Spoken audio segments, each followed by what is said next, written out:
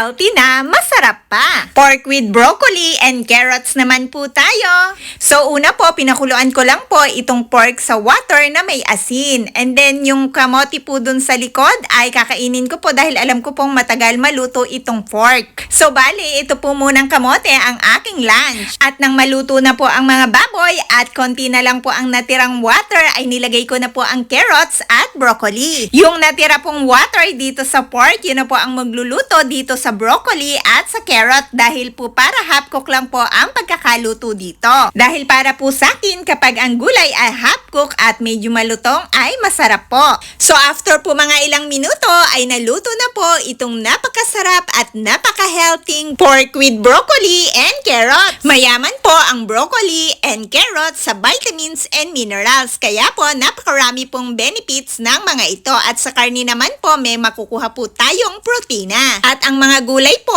ay malaki ang tulong sa ating katawan para tayo ay palakasin dahil po sa mga taglay nitong vitamins and minerals. At ang mga gulay po ay tumutulong para makaiwas tayo sa napakaraming sakit at tumutulong din po ang broccoli na makaiwas tayo sa sakit na kagaya ng cancer. Kaya po ako guys ay try my best na kumain ng mga healthy foods kagaya po ng gulay at prutas at ay try my best po na umiwas sa mga prito at mga matatamis at mga ginisa at iba pang mga pagkain na nagkukos ng inflammation dahil po kapag marami tayong inflammation sa katawan at hindi gumagaling, iyon po ay nagkukos ng iba't ibang mga sakit.